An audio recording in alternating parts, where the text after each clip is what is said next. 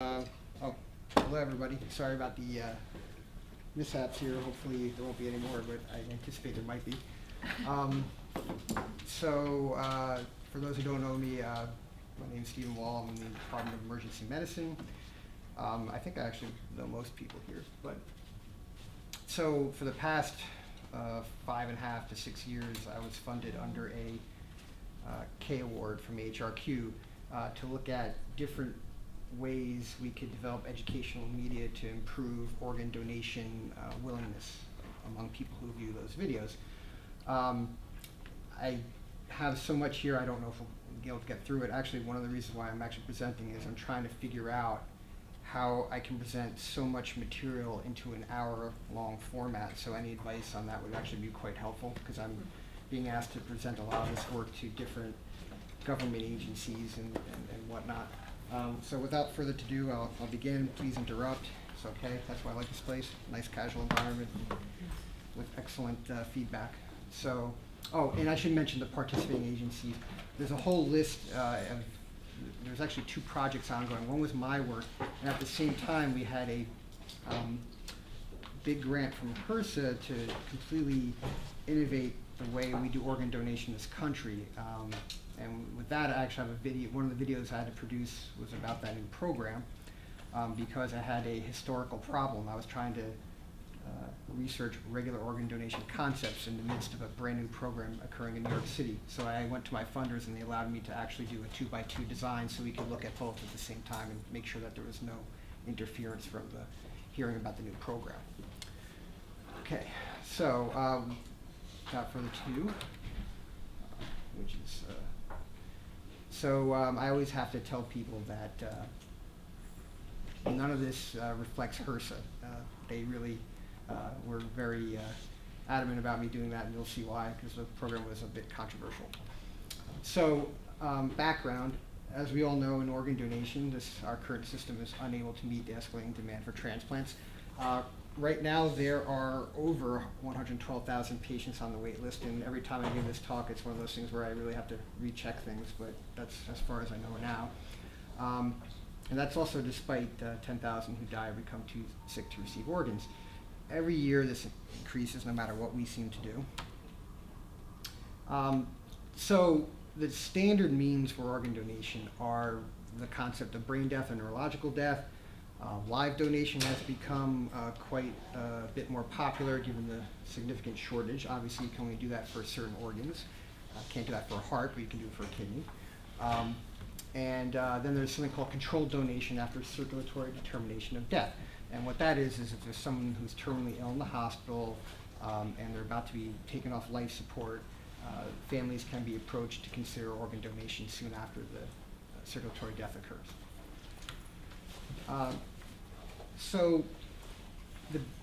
One of the significant barriers to eligibility for organ donation is that only those who die in hospital settings are currently able to donate in this country. So if we look at the different paths for donation after circulatory determination of death, you have an in-hospital route, which is a controlled, usually happens in the operating room. There is uncontrolled, which maybe something happens in a unit, and then if you're lucky enough, you might be able to hook them up to ECMO, which I'm not sure how familiar everyone is, but I think most people are. But there's really no system in our country for out-of-hospital donation for someone who dies outside the hospital.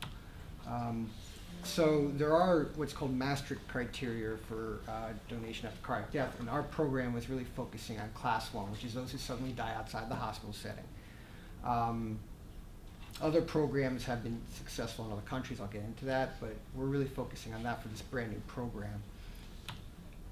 So what happened was in 2006, one of the reasons why I was recruited to NYU, I was actually at Jacobi around this time.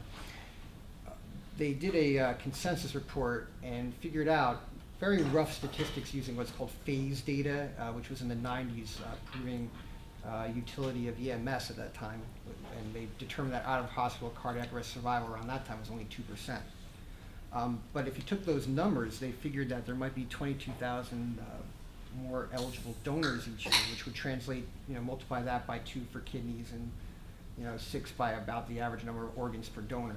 Okay, so you can see that that would really put a dent in the wait list. And to give you another idea, if you look currently, if you had a program that was successful throughout the United States, it actually would be 60% of all donors would come from this program. And where do we get these ideas from? Well, we're not inventing the wheel here. In Spain, they managed to triple their donations from 94 to 2006, and now there's really no wait list for kidneys, effectively. And in France, I should mention, in Spain they actually use ECMO, which is a nice way, external corporeal membrane oxygenation, for those who are unaware, and to help preserve the kidneys. In France, they actually use a more rudimentary method, which is just cold perfusion. And I know these are technical concepts, but cold perfusion is basically you put a cold dialysate in, like a peritoneal dialysate, to cool the body down and to preserve the kidneys in that way, and then exchange the blood with a perfusion solution. So even a rudimentary method has had success in France as well. So what did we do? Again, this is not the major topic of this particular study. We're focusing more on the media education about this new program and organ donation, but I felt the need is to bring some of this to light as background. So HRSA funded us in 2007, and we recently completed that work. We're analyzing the data from our implementation phase. As you know, we didn't get any donors. You would have heard about that in the news, but we learned a lot from trying. But the important thing is that we had a consensus between government, the people, and experts to really establish a program that would not be offensive to anybody. Consequently, it was too restrictive, so we didn't get any donors, but at least we tried and people were happy with what we were doing. And I have good qualitative data. Actually, maybe in another presentation I'll come back and present those findings.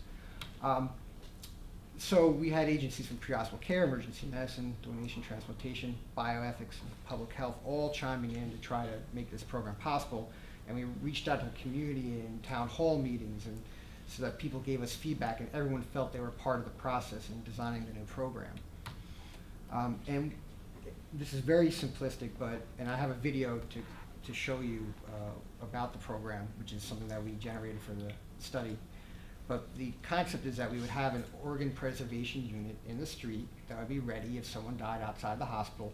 And I should mention that the only eligibility would be in a private location, because any public location, EMS has to bring them to the hospital right away. Okay? So the program was only for those who were in a private location, and we had a unit that was staffed by a family service specialist and an emergency physician, usually a resident from our program, a PGY 3 or greater. And we had 2 EMTs serving as what was called organ preservation technicians.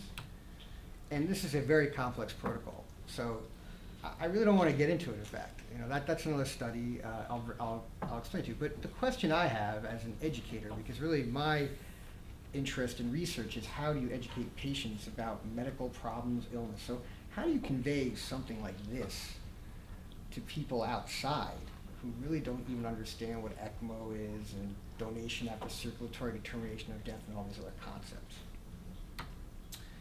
And in fact, in the beginning, trust me, now everyone was very happy with what we did. But in the beginning, when people were just, you know, the news were leaking a little bit about what we were trying to do, and we were even called a meat wagon. I mean, and we learned our lesson the hard way, because that was before we had a PR firm. We actually were calling it an ambulance, and people really loathed that idea. So that's why we actually called it an organ preservation unit. Okay, so it was definitely a challenge to try to, you know, sell this to people, but not misleading them, just educate them and see what they actually thought of it, because that's the whole idea. You don't, when you're dealing with social reform theory, you want everyone to buy in. So what were the research objectives of this particular work that I've been doing, funded by HRQ, which is, okay, let's start by producing entertainment, actually we call it edutainment videos, about standard organ donation content, and also the new program. And we based that on a formative assessment. A lot of qualitative inquiry went into that. And then the next step was to derive and validate what we call the Organ Donation Belief Index using modern testing theory. And I will get into that as well. I'm actually going to focus a lot more on that because I think that's something that might be of interest to the group here. And then the final phase was to evaluate the impact of these videos on viewers, organ donation beliefs, and willingness. I was up pretty late last night because actually we just finished one of the trials, and I'm excited. You're the first people who even see the data, including myself, with fair eyes as opposed to groggy ones. So you can help me interpret it today. Okay, so when you're developing educational media, it's very important to acknowledge other fields. And the field that I had achieved a master's in, which is called Educational Communications and Technology, or Digital Media Design for Learning. They just renamed it. And my mentor, one of them, Dr. Shuka Shaw, actually came up with this idea, which is, you basically have a learning needs assessment, you look at the goals, find out what your learner characteristics are, which will drive the content as well, and what type of context are you dealing with. So actually in our situation, which I'll get into a little bit later, but we're actually testing these videos on people in the emergency department. And why is that? They're bored. People are waiting 6 hours for tests, and they're very happy to participate in this sort of research. Okay? I mean, it's great, in fact. Shauna, I've got 2 of my RAs here, and Shauna will tell you some of the really funny things. Well, we're doing the Spanish versions now, and they're all excited because one of them is actually a famous guy on radio, and they're really excited to see him. And then you look at the attributes of the media and technologies, and this is key as well. When you look at a lot of the research that's even funded by NIH, just to look at, we're going to make a video presentation versus standard, which is nothing, to inform people about IV contrast, risk benefits, and alternatives in the emergency department. And of course, our program worked, but you're comparing it to nothing, And it's not really the video itself, it's what about that video and what educational theory did you implement to maximize the potential of that? And that's really where you get learning and behavioral change. So it's not just, and in fact, I even reviewed grants, and it's like, I'm going to compare video versus brochure. I'm like, well, okay, that goes into the trash. I mean, there's nothing there. What is the educational theory behind it? Why is the video being used and you didn't use a cellular phone, a text message? Explain why, and then test out those theories. And it was exciting because when we were at I presented some of the work from the other program in Washington, and there was another group, advertisers, who were doing organ donation educational media, and both of us were really asking for money to look at randomized controlled trials to see what about the media and videos really impact change, rather than just funding, a program about video or audio. So we're really moving in the right direction. So what's been done? A lot of stuff out there, and it's exciting too, because the organ donation really spreads the wealth of all of academia. I mean, you might have, because it touches people's lives in random ways. So you'll have advertisers, you'll have sociologists, ethnography, everything. And that's what was kind of nice, because I didn't have to do so much ethnography on my own. I could validate others' work rather than come up with it on my own as well. So it's more of a top-down coding scheme in my work. And it showed marginal improvements, but we don't even know what that means, and I'll get into that as well. 2 studies which were exciting is that they really were edutainment paradigms. One looked at if people saw TV shows and like on House. If you look at House, they're actually always trashing organ donation one way or another. And then they see how the attitudes changed, and it showed that they really impact behavior. And then Bae, this was done in Korea, actually designed his own video to promote donation using these concepts, and it seemed to work. But again, it's tough to know what that really means, because of the instruments. You'll see when people develop a testing scheme to see if the educational intervention worked, aside from this group in California, where they're actually allowed to look at registration, they do research in Arizona, actually. It's a group out of Claremont College, and they go to Arizona, and it just turns out that in Arizona, you're allowed to freely check the organ donor registry. In our state, you cannot. It's illegal, because you can only check if someone's dead. And they did that on purpose to make sure that there'd be no conflict of interest between persons checking and not checking for medical care or whatnot. So consequently, we come up with what's called a latent measure of donation, which is willingness, beliefs, and propensity to donate. And these survey instruments are laughable. Some of them are like, what is the Uniform Anatomical Gift Act of 1992 or whatever? It means nothing, right? So you have to really look at what these instruments are about. So what do we do with the content research? We did a needs assessment. We actually have 80 qualitative interviews and counting of patients or family that were in the ER, and we actually have an urgent care area where we bring them in, we videotape them, and some of them actually agreed to having us use their tapes for research purposes, and they were a part of our videos that we made. I'll show you that in a couple of minutes. We had equal numbers of Latinos, blacks, and whites for English speakers, and then we had a separate group for Spanish speakers.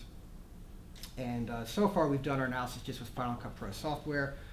We are formally going to code that now as TI and actually make some ethnographic films. But that's an adjunct project.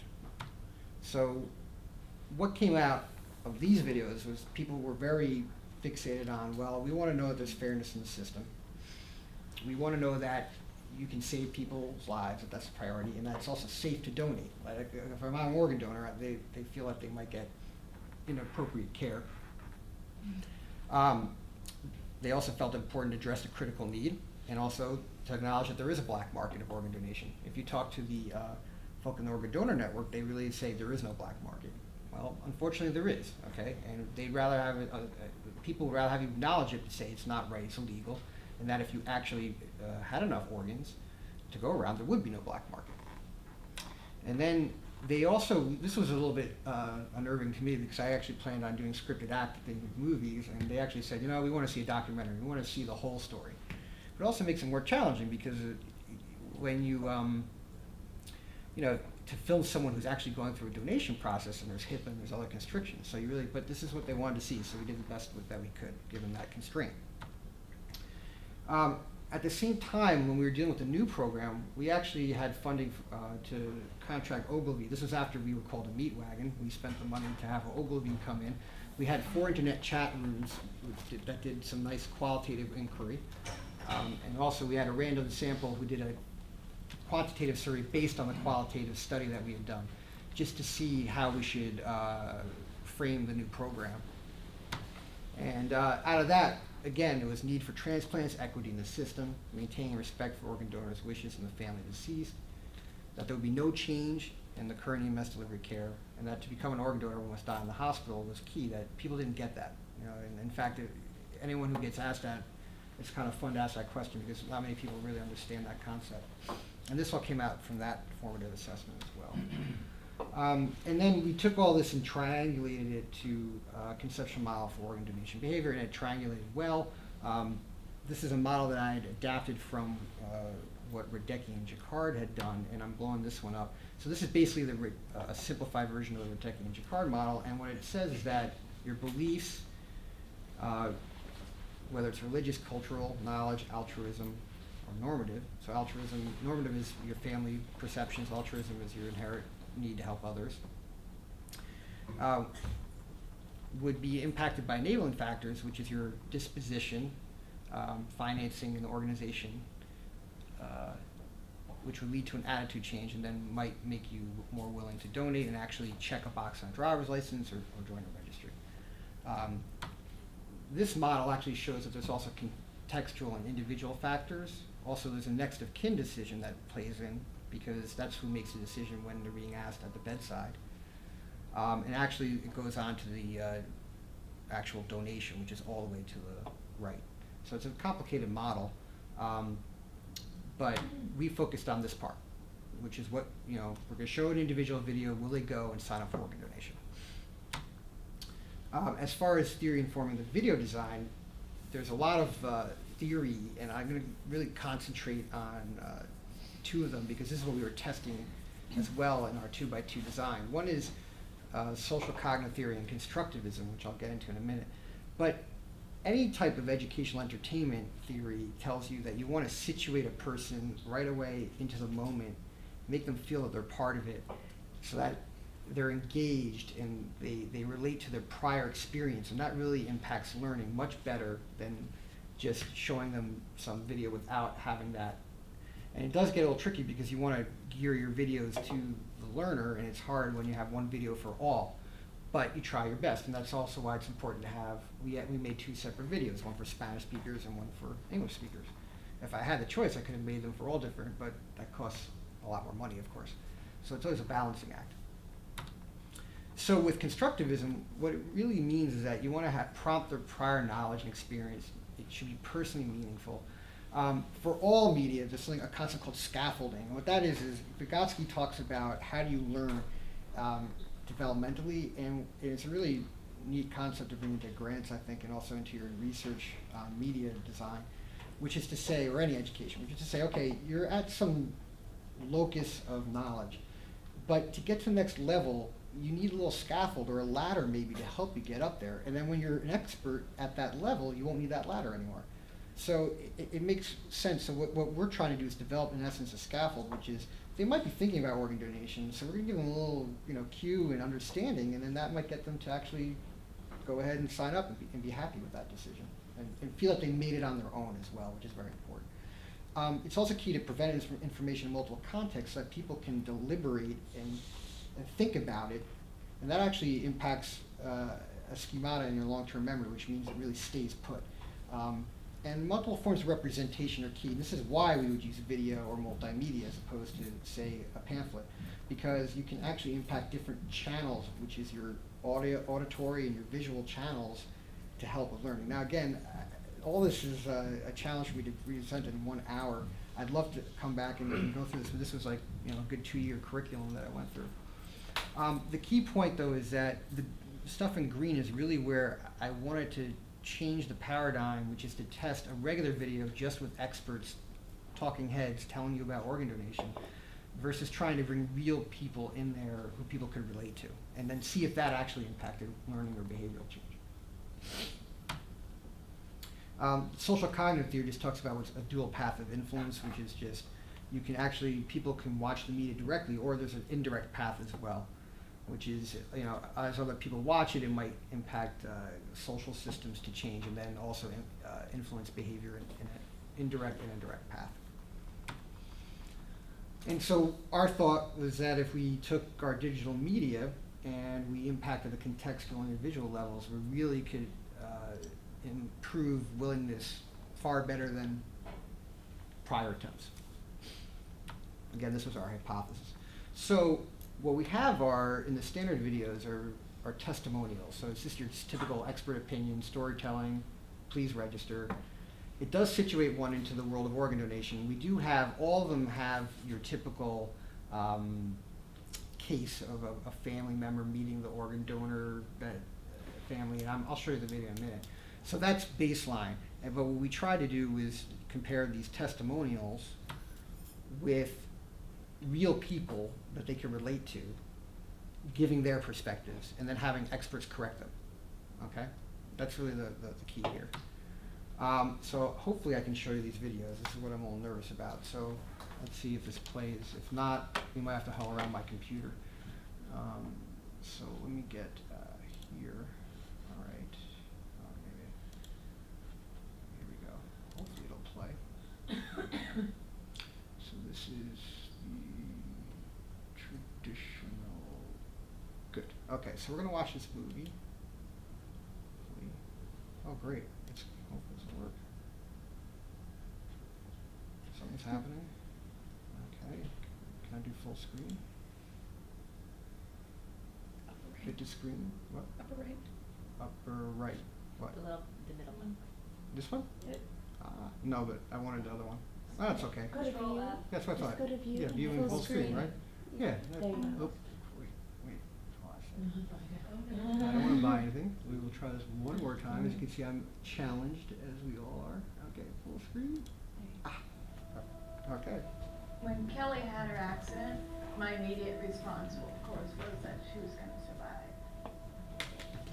We realized how important it was, her continuing to breathe, whether it was on her own or artificially, which gave us that opportunity to let her donate her organs and help other people.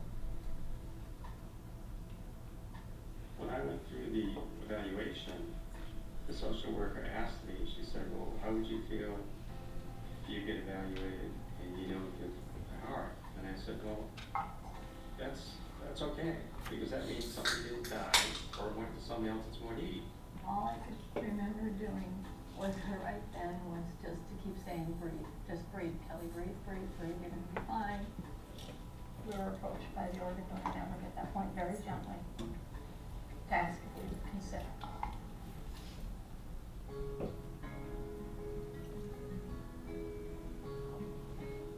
As an emergency physician, my job is to save lives and make people's lives better. It's obvious that there are many people whose lives have been terminated because there weren't organs. There is such a critical need for organs In this country, this need is poignant.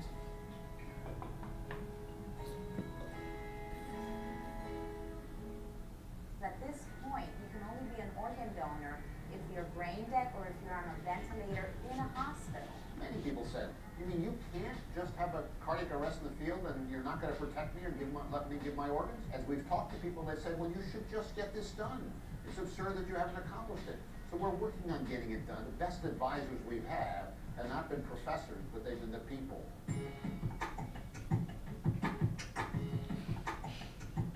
Were we to establish a system such that there were a vehicle in the field after someone had been declared dead, those individuals could bridge the gap and eliminate the organ donor list. And what we're trying to do is allow these individuals that have died outside of hospitals to still afford them the ability to donate their organs. So imagine the scene. It's chaotic.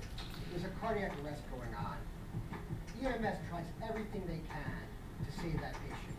But unfortunately, as is most often the case, they're unsuccessful. It's only at this moment that the organ preservation vehicle team will be allowed entry into the location. They'll come up, they will check immediately to see if that person had registered previously for organ donation. Only then will they start preservation and bring the body to the emergency room.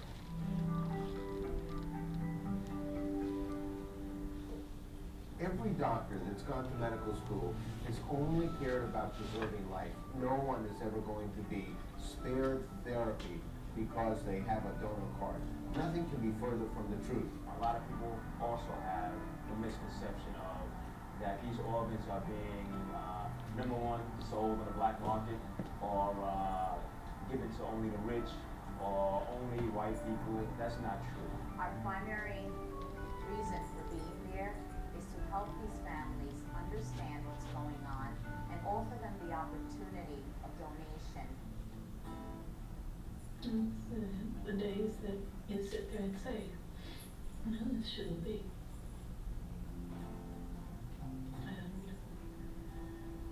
And you can wish all your mind.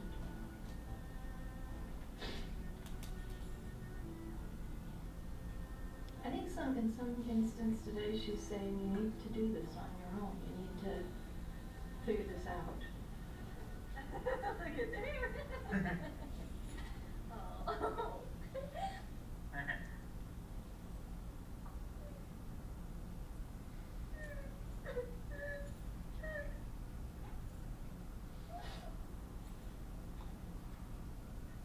I'd survive if she hadn't done it, I'd go on. But knowing that she's a part of somebody else, it's an amazing thing.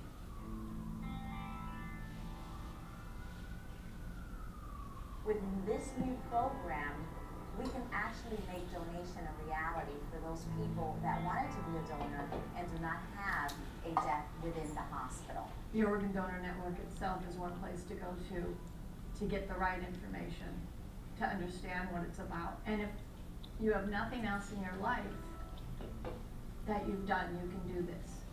And if you've done everything else in your life, you can still do this.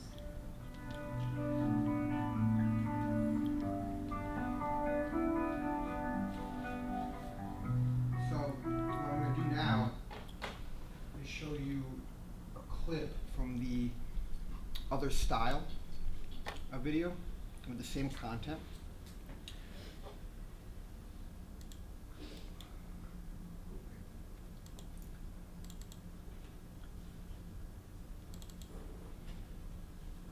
You right-clicked last time. Yeah, I think that was better. Open with, there you go, QuickTime Player. And you get this to one to many. Yeah, good. His country, this need is poignant.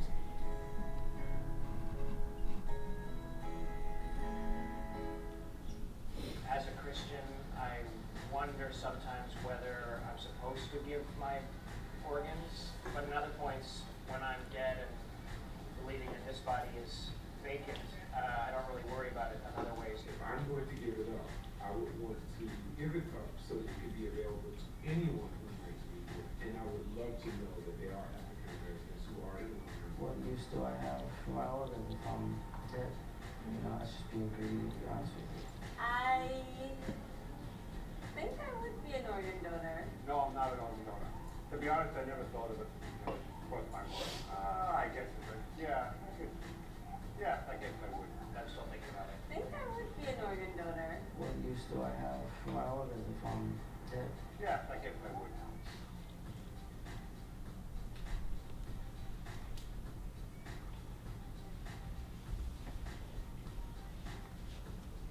But this So we actually developed software to help to collect the data as well as to show the videos. They call it Sherlock MD. That's kind of that's kind of cute. And we have it on an iPad right here. It's at the bedside. They get to watch it in their hand and hold it. As far as future work, we were thinking about disseminating these on the web. The problem is, again, why would you watch this over dog jumps and catches frisbee, So I actually was trying to work with the Department of Motor Vehicles, but they're a bit difficult to penetrate. I figured once Nirav gets well settled in, I was going to give him a call to help me out. But yeah, that's but right now we're just actually testing. It's more like a randomized controlled trials, behavioral science, so they're not really being disseminated yet. Okay. Thank you. Is there any other questions? I know there's too much for me to finish today, so if you guys want to ask questions, it's fine. Maybe I'll come back and give part 2 of this talk. I don't know. Okay, so that was our first goal. So we made the videos. Now what? Okay, well, we want to evaluate them and see if they really work. And by developing some type of instrument that would measure what's called the latent trait of willingness, right? You can't really measure willingness, so I wish I could check a registry. That's what I wanted to do, but again, that's another reason why I need to call Nirav in the future and see if I can get around that too. So the outcome of interest, again, you'd want to know is, well, did you take yourself off or did you put yourself on the registry? So there is something called the Organ Donation Willingness Scale, which we used. It's not really validated. It was by Parisi and Katz. Just basically goes from I don't want to be an organ donor to I already signed up and 6 steps in between, but we did use that against our belief scale to try to cross-validate it or triangulate it, so, if you will. And if you look through the literature, they all use their own instrument. There's a few that might use their friends that had been used previously, but there's no consistency in literature, so you can't really compare study A to study B. It's impossible. So we did a library search strategy, and just it gives you an idea of how many studies there really are out there. Hundreds, if not almost 1,000, and only 22. Let's see here. There were 101 that had some type of validation. However, 43 were face validity, which is basically, oh, they look okay, therefore I'll use it. Content's a little bit stronger, right? Which is okay. At least they might have used some model of organ donation behavior, whether it's the one that I use, which is Radecki and Jacquard's, or somebody else's. And only 22 actually even had classical validity, which is basically looking at reliability assessment. This is just another way of looking at it. And they looked at Cronbach alpha, factor analysis, and principal components. Forgive me if you guys don't know what these terms are. Just I can try to talk about it a bit, but I think most people do in the room. So what's the problem with that? Well, just because something's reliable doesn't mean it's measuring what you want. And that's really been the gold standard in the medical literature for most behavioral instruments. It's only recently that we've seen modern testing theory come into play. And I guess I'm really becoming an advocate of this. I think, why is it that, I guess the question I ask myself is, why is it that we have this type of scrutiny for standardized tests, whether it be the medical boards or SATs, but when we're actually impacting patient care, and I'm doing a patient educational article and I'm proving that my intervention worked, but that same standard isn't being applied there. So for us, we were really measuring this ability or latent trait, which we're calling organ donation beliefs. So when you look at modern testing theory, the advantages, with a classical testing theory, they're looking really more at reliability, and I'm going to make this really basic because this could be like a whole course in of itself. But the idea is that we're able to measure ability, they call it theta, and you put it onto a logit scale. So it's a standardized scale, which represents less to more of a latent trait. and which is very important. This is fascinating. Like when you look at classical testing theory, it's almost like a catch-22 because the test difficulty is a function of the ability prevalence among respondents, but that prevalence is assessed by the test itself. So what are you really measuring? That's really a big question. And you can't compare the scores across populations. And also there's a big assumption that these scores are linear at different ends of the extreme, which is not ever the case. Now, I'm not to say that this is perfect because this also has a lot of model assumptions. However, if your data do fit the model, you have a ruler as opposed to what is an F or an A. And that means a lot. So what it means is that you can see where your intervention is actually modifying people's beliefs at what level they're at, okay? And I'll be a little more clear when I show you the data. So this is a simplified model on a dichotomous outcome, which is a yes, no, or I got it correct or incorrect. And what you're trying to figure out is at what trait on this logit scale. So basically it'd be -2 would be very easy, you know, +2 would be hard, and 6 is, you never really see that. So usually you want to see something around the -2 to 2 range if you're trying to assess all patterns of ability, whether it be easy to hard. And you're just trying to, at this, your test question might be geared for a person at, in the middle, level 0, and at that level, half those people will get it right and half those people would get it wrong. Or in our case, it also works for behavior, which is, you know, propensity to donate. Half those people would be more likely to donate and endorse this item than those who wouldn't, okay? Now, what did we do? So we did a prospective cross-sectional survey. It actually turned out being well over 1,600 people. It was a convenient sample. Can I just stop you? Oh, sure, yeah, yeah. That term, prospective cross-sectional survey, is not. I think you understand what you're trying to say. Right. You can't prospectively do something cross-sectional.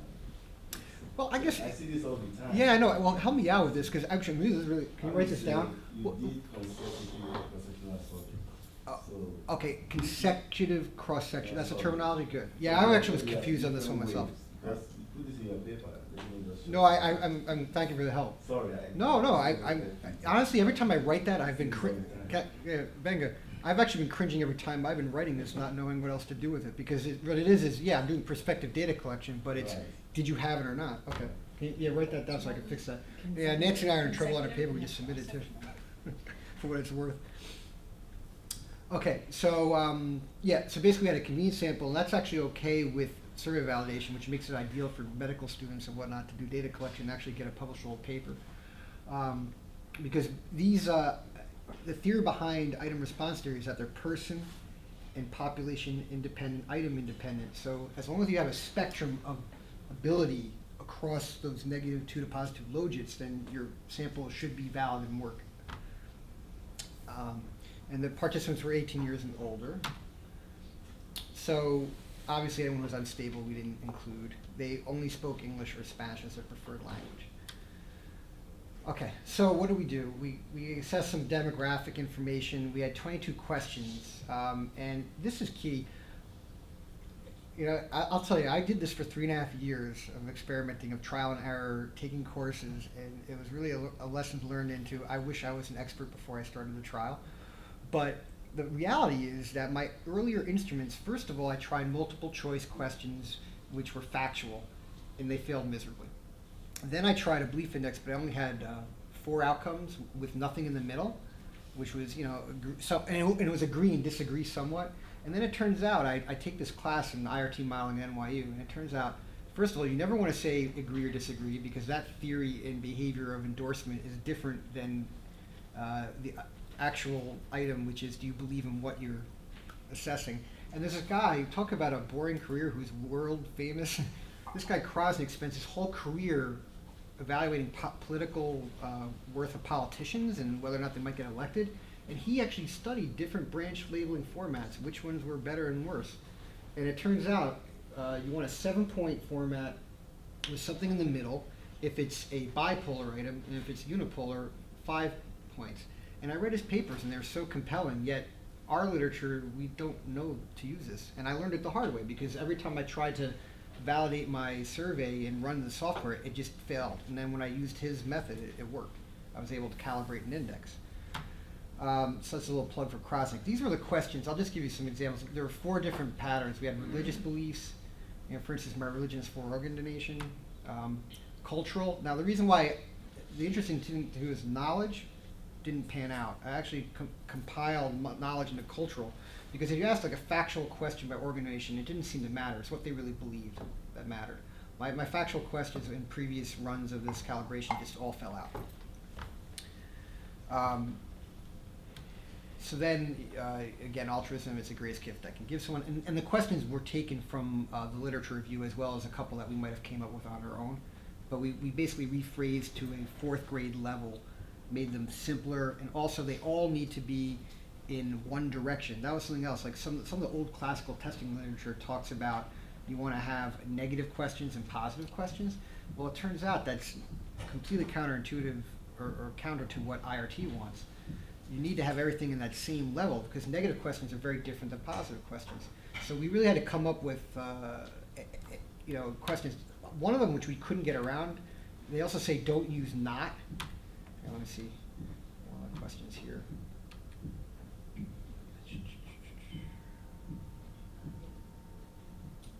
Where's the one on the later side? Yeah, which one? Was it, I do not need organs after? Yeah, that was the one, It's yeah. on the- It was the first one, yeah. I mean, we couldn't figure out a way Yeah, not to yeah. use not.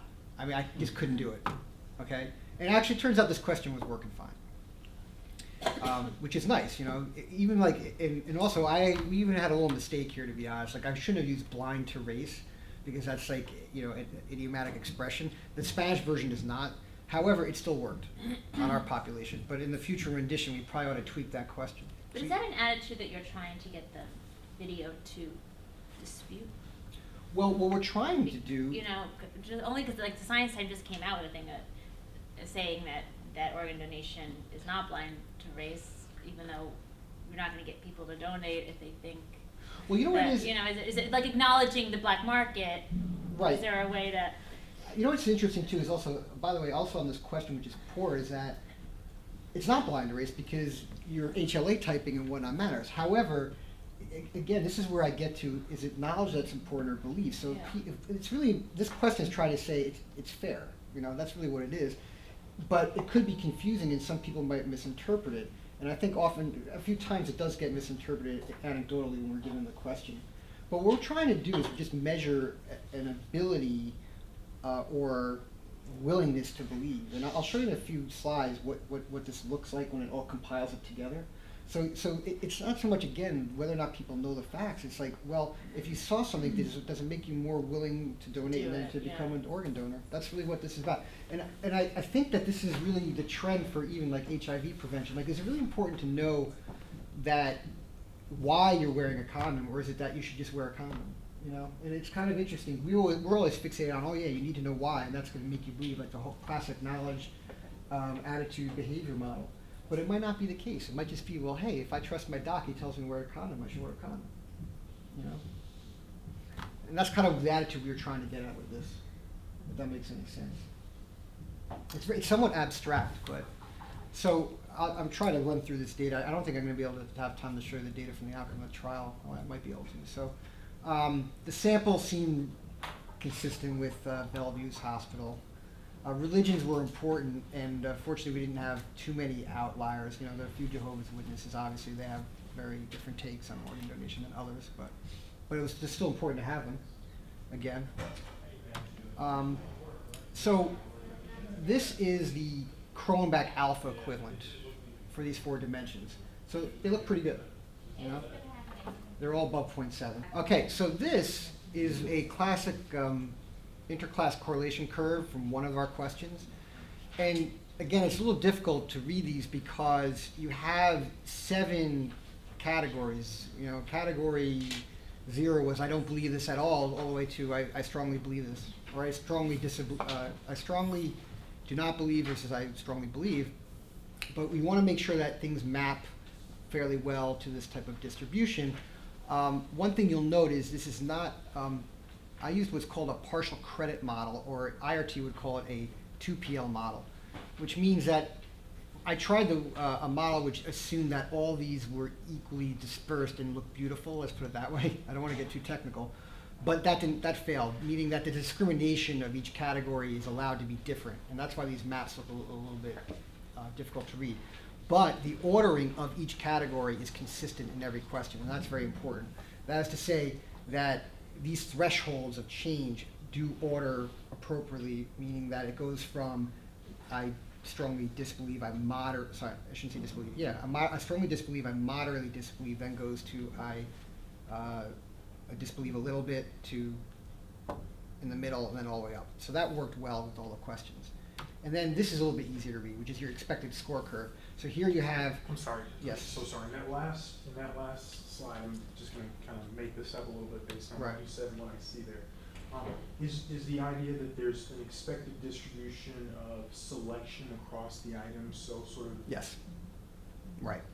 And again, I hate to move along. It's just we're like at 1 o'clock, and I'd love to talk to you more about this. It just I had some technical difficulties starting. That was part of the issue. But yeah, that's exactly it. Yeah, there should be an expected distribution for each category, and an ability threshold for each as well. Okay, so the easier one to read was that dichotomous one that I had showed earlier. This is different because it's a polytomous item response, and we're using a different model. So here's an expected score curve, which is a little bit easier to read, which is to say, okay, at what level might you select, 1 up to 7? Actually, my scale went from 1 to 7. It wasn't 0 to 6. It was from 1 to 7. So this is pretty nice. This is for that first question, the religious question. All right, now this is really where I find the power of IRT or rash modeling, which is to say, okay, I have a map here. This is what's called a right map, and here are these are basically histograms of your distributions by domain, and you can see where these questions fall. So I can tell that the harder questions, now first of all of note is that there's nothing that's really hard to endorse or really easy to endorse. Now, you might say this is not very good if I'm trying to do the SAT. However, the instrument seems to be working fairly well, so you'll know that if I have people that are only endorsing these questions, they're pretty much at this ability level, and if they're endorsing these questions, they're probably going to be at this ability level. Steve, when you say ability level, you mean Willingness. willingness to Donate. Yeah. to commit, to Exactly. intend to donate. So Right. you're- Yeah, abilitiness is willingness in this case. Right. Yeah. It's Thanks for the confusing. correction. Okay, and that's what really is nice about this type of analysis. And the data actually calibrated well. When you want to look at your model, again, if I'm doing a 4-dimensional analysis, you want to see that they are correlated, which they are, okay, to some extent. And this is very important. This statistic, I don't want to get into what a weighted fit statistic is, okay, but let's just say that if it's in this boundary, then the model, it's fitting the model well, okay? Excuse me, just the prior slide, it's correlated within each of those segments. Right on here. that other graph. If you So look those here. items you showed, like 3 and 4, that had more positive willingness, that they Yeah, you're correlate. looking at the domains, and basically each domain has 5 questions, 7 questions, 4 and 4. Okay. And you want to make sure that these responses are correlated amongst each other. Otherwise, if they weren't correlated, then it would be a separate, completely separate scale. But wouldn't you want to see that the prior slide, that those items are correlated in the one before this? Well, that's classical testing theory. But 3 and 8 are correlated, for example? Well, no, again, you're looking at a dimension of the entire dimension. See, if you did that, that'd be more of a classical test approach. So what you're trying to do is really look at these dimensions, not just the particular question. And these items would be independent of each other. That's what's really, I mean, what if you buy into this analysis, which not everyone does, but it seems to, what it says is that if the items are independent and the persons are independent in your analysis, therefore, if I score on this item, I'm probably at that ability level. And then if I get to the next one, this is how they do what's called adaptive testing. That's how that works. So we'll say, okay, we're going to give you this question, you get it right, you're at that ability level. Now we're going to do the harder one. Okay, we're going to stop because you didn't get it right. So you're saying that with better testing, you can ask 1 or 2 questions potentially? 10. Somebody's gonna- Yeah, allegedly. I'm not sure I buy into that, though, because actually, when you talk about, see, this is different. Willingness, I'd say maybe that's the case. But when you're talking about, how well you know something, like medical students, then I think there's a lot more that goes into it. Like someone, for instance, who's ADD and might just mess up on the first 3 Yeah, questions. Here you're trying to predict somebody's willingness. Right, so I actually think that would be pure here, yeah. You can definitely streamline it down. That was a good point. So that's the idea, that with a relatively few number of items, you Right. can predict somebody's. But what's tricky though, in a lot of the behavioral Yeah, sciences, willingness. is, yes, it's the multidimensionality that's an issue though. Smart. Yeah. Most of these models though, it's very difficult because so many of these constructs are multidimensional. So I think I've pared this down as about the best I could because I have like 5 and 7 questions. When you get lower than that, then it really becomes unstable. I think, at least with this data. So so it seemed to fit the model well. Now, this is a way to look. I took a look at the data and said, okay, well these are the different organ donation willingness scale, which is I definitely don't want to sign up all the way to I've already signed up. And there is a trend, again, it's not pure, okay, but you see a trend towards the ability median rather, this is a box plot, so the medians are increasing up to definitely. Again, not perfect. This would be your cultural beliefs, altruism, and normative. And again, it's standardized on a logit scale, okay, so this is your logits. Okay, so the last thing what I did was I went ahead and just wanted to see, well, did the English and Spanish speakers answer differently because the questions are different. If they're the same, that'd be really helpful. If not, it wouldn't surprise you. So, and actually what's interesting here though, this might also be a cultural thing. It is a bit different in that the Spanish speakers are a little bit higher on the religious scale. And then same with the cultural. Altruism is roughly the same. None of this is really that statistically significant, to be honest. But okay, and then what I also tried to do was a regression. That is to say, okay, how much variance is my scale really measuring? So again, I think Benga can attack me on this too. But as a social scientist, 0.27 is not bad. I want to hear what he says for that. That's fun. Okay. And what you're looking at here, this is a generalized ordinal logit model. Okay, again, I tried a regular ordinal logit, but the parallel assumptions failed. That's something called a Hausman test. Actually, our economist is in here, so it would be nice if she had me to back up. But so basically, you're looking at these coefficients to see at these threshold changes. All right. So the last bit, I'll just blow through it because I know we're out of time. But so how do the videos perform based on these scales? Okay, so let me just see here. So basically, we had the 4 different videos. These were our videos, okay? So just to remind you, we had the traditional one, and then we had actually edutainment styles, really constructivist style, okay? I didn't update this slide well. And you had about the new program. So basically, we had 2 different spokespeople, okay? Only experts, and we had the experts plus the real people, so to speak, or people you might relate to. And then you also had the new program versus the traditional. We did the same sampling strategy, and yeah, thanks. And then we went ahead and used the clinical research software. Same survey instrument, and okay, our consort diagram. I haven't, that was one thing I couldn't put together before this study. But here's the data. Okay, so what we did was we said, okay, so this is for the English and this is for the Spanish speakers. And you can see that every video seemed to trend towards improvements. However, if you look across them, there really wasn't much change. So I was a little disappointed. What are you improving? Willingness. Willingness. Yeah. So this is the pre-willingness, post-willingness after you saw the video, immediately afterwards.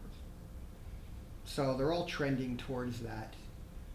But if you take a look, none of my interventions seem to be any different than the others. So the good news is that, the bad news is, from my point of view, I thought that this constructivist theory might be better for organ donation video production. Well, I guess we don't need to do that. But the good news from my boss's point of view is that when people learned about the new organ donor program, it didn't seem to say that they didn't want to donate anymore, which is what a lot of politicians were afraid of. So this is for the, let's see here. This was for religion. This is for cultural. This was for the altruism. So are you taking the survey before and after the video? Yeah. Okay. Right. So Now, it also could be like a, I'm sorry? Could they just be going, things are keep missing twice? It could be. Again, the only way to discern that would be, again, like a 2x2 design, just looking at the pre-test and not. It's actually a valid point. Like, this is some type of like a testing effect. But then again, the other thought is, well, the assumption would be that these people want to make me happy by saying that they're more likely to donate, and I'm not sure that's the case with organ donation, to be honest, given the strong opinions we had prior. But obviously, it's a limitation of the study. And then, if you look here, you can see, the types of changes that we had for English speakers, pre and post. Again, it wasn't much impact, and I have to look to see if I do what's called a kernel plot test. They are statistically different in that these distributions are different. That's all I can really say. And if I look at these different beliefs for the Spanish speakers as well, English speakers.